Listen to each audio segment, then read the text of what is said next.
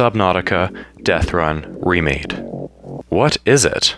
For a while, I've been seeing this mod popping up on my home screen on Nexus Mods. It's aimed at turning Subnautica into a difficult roguelike experience that challenges you to use everything you know about the game to survive. Decompression sickness, bloodthirsty creatures, abundant radiation, and much, much more. As a computer-addicted 17-year-old with more hours in this game than I'm willing to admit publicly, I thought that this mod would be perfect. So, I downloaded the mod and got started. In Deathrun, you start in a random location and someone has punctured holes in the flotation system of your life pod, so it doesn't work. The life pod has also landed on its side, but due to my incredible acrobatic prowess, I managed to remain on my feet. In addition to playing hardcore, I set my color grading to filmic. This would make the game look way prettier, but also darker, especially at night, meaning I couldn't see anything. I knew that there was no time to lose, so I began gathering materials. Oh, yeah, I also can't breathe the surface air. The only way to do that is with the floating air pump, which I set about crafting. Wait, where did all my power go? All power consumption is multiplied by 3.5. This means that I need to craft intermittently as I wait for the lifebot to recharge. Well, out I go again. So, at this point, I think I should admit something. I've been lying to you the whole time. I've actually already beaten this mod twice, but I did it on the easiest settings. This time, I'm not messing around. I changed all the settings to as hard as they go, giving myself a modifier of 5.3. The only one I didn't enable is the vegan setting, because screw those guys. Just kidding, I love all of you, even if you're vegan. Going into this cave, I stop at this brain coral. Brain corals give oxygen, so I can just hang around here until I have everything. This is when I use the first of many flares. Flares will become my primary light source in this run, not because they're very good, but because power is so expensive. I should also explain why I'm rushing so much. On the third day, the aurora will explode. I will be given a 10-second warning, and if I'm not below 100 meters by the time it goes off, then I will immediately die, which would obviously not be good. Radiation will then flood the entire map, slowly draining my health until I die. My solution to all of these problems? I'll get back to you on that. For now, though, I'm just trying to collect as many resources as I can to repair the life pod, as that will make the solar panels work a lot faster. I make my way over to the giant coral tube, where I know I'd find a crashfish. Now, there's this very good strategy when it comes to avoiding crashfish. Unfortunately, I don't know what it is, but doing this seemed to work. So, whenever you see a crashfish, just do whatever this is and they won't damage you. When I returned to my life pod, I thought making the habitat builder would be a good idea. It would solve my power problems if I had 12 solar panels powering my base and... I guess I won't be crafting that anytime soon. I instead crafted the repair tool, completely ready to get some light in this place, and... Of course, it doesn't come with a battery, so I make a copper zinc battery. This only contains 50 power instead of 100 and can't be recharged, but I'm living rather frugally here, so the environment will have to suffer. Exiting my life pod, I notice it's nighttime. Rest assured, I can't see anything either. I craft a scanner and some fins, and while it doesn't look like I'm going any faster, I felt like I was behind the wheel of a race car. Just look how fast I'm going. While gathering some more resources, I ran into a second crashfish. Confident from my last encounter, I prepared to do, that again. Only this time... Ow! Why didn't that work? I wiggled around in just the same way that time. Okay, don't listen to me on how to avoid crashfish. Oh look, it's daytime again. I suppose I'll share with you my plan. The nearest place I could think of to hide from the blast was the grassy plateaus, so I laid some pipes down to that area. At the start of day 3, I would head down there and hang around until the aurora exploded. The radiation was another problem, but I was prepared for that too. Because you don't get the radiation suit until after the explosion, I decided to use what was called the poor man's radiation suit. It's very impressive, I know. My plan is to just spam these until I get back. Was this going to work? I'll get back to you on that. Yeah, I chose the best place in the world to set up my pipe, and I needed to deal with this tiger plant here and now. Pulling out my knife... never mind. Tail between my legs, I headed back to craft my knife and... Wait, why does it look like I'm not gonna make it? Is this the end of the challenge? I take off my oxygen tank to make myself a bit faster, cleverly avoiding stopping at this brain coral on the way back. I swim as fast as I can. I'm not gonna make it. 5 seconds? 2 seconds? Empty? I made it. How? My oxygen reached 0. I should be dead. Here's why I survived. When your oxygen reaches 0, you still have around 8 seconds before you die. So it looked like I was 4 seconds late, but I was actually 4 seconds early. This 8-second grace period is something that will come to be very important later on in the playthrough. Due to this close call, I decided to craft a slightly beefier oxygen tank. Watching that bar fill up to 135 seconds is always very... what's a word for when something makes you feel good? Convivial? Well, I guess you learn something new every day. Watching that bar fill up to 135 seconds is always very convivial. I grabbed some unprocessed titanium and turned it into a knife. After practicing my skills, I went to confront my nemesis. As I prepared for the battle ahead, I thought of nothing but victory. I could not afford to be distracted. Ooh, a bioreactor fragment. See, I had a plan. I don't know where the tiger plant keeps its brain, but it's very bad at leading shots. I circled the tiger plants. That's it. Look at those jukes. Ow!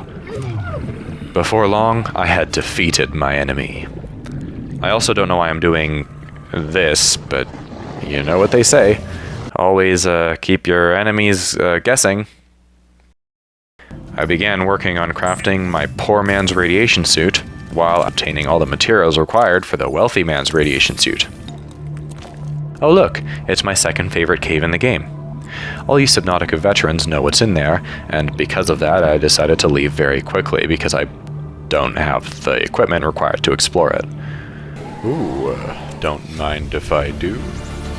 Oh, yeah, I suppose I should explain this gauge on the screen.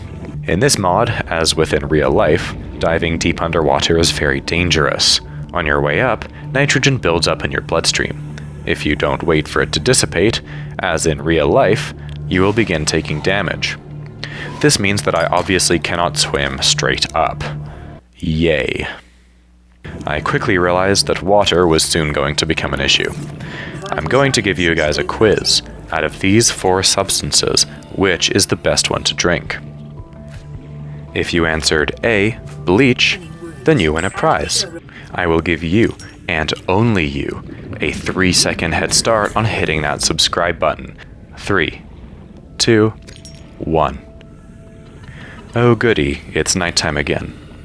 I spend most of these 2 nights gathering resources, including some unprocessed wiring kit and unprocessed radiation suit. I would have also grabbed some of these blueprints over here, but the downside of using a flare is it attracts hostile creatures. This works great if you're planning on throwing it, but not if you're holding it in your hand. That's basically like waving a flag saying, "Come over here and eat me, I'm easy prey." I finished up my poor man's radiation suit. Fortunately, the solar panels seem to be also lunar powered because they work just as well at night. As a last-minute decision, I decided to also craft the rebreather, which would help me survive at depths of below 100 meters. I obviously won't be able to use it while I have the radiation suit equipped, but I am in hardcore mode and decided not to take the risk. Now, you Subnautica geniuses might be able to tell that I've just made a critical error. Let me ask you, how many fiber mesh does the radiation suit take to make? 2. That's exactly right. How many fiber mesh does the rebreather take to make? 1. So, how many do I have now? The worst part about this is that my friends are going to see this. Guys, just click past this section. You already don't think much of me. Now you'll learn that I can't even do 2 minus 1. Completely oblivious to this error, I made my way right down to the grassy pit. Wait, why is this stalker making a beeline for me?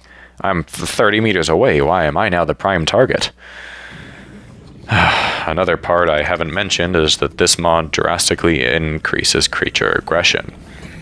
This means whenever I enter a new biome, all hostile fish drop everything to come and eat me, including this stalker. Fortunately, my fins are so advanced that they can outpace a creature that has evolved for millions of years to catch very fast fish. I make it to my pipe right as the day breaks. This would turn out to be way too early and the aurora wouldn't explode for another 10 minutes. Considering the only warning I get is 10 seconds long, I had decided that it would be safe to hang around here for that long. Or it would be if it weren't for the hordes of biters following me everywhere I went. Quite frankly, it's disgusting. Here, you can see 5 of them following me at once as one huge cloud of teeth. The only saving grace is that the sand shark was sometimes on my team and he would take a bite out of a few of them, but then other times he'd just come straight for me. I thought hiding around this wall would be a good idea, but I forgot.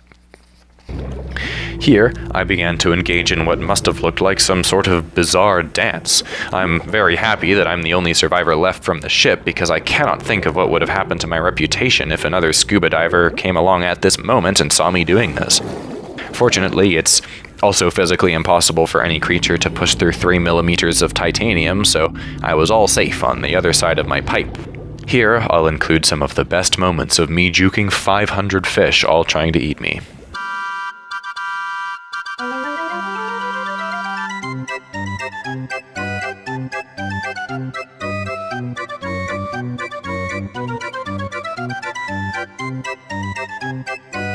Detecting increased foreign bacterial levels in the water. Performing a self-scan is advised.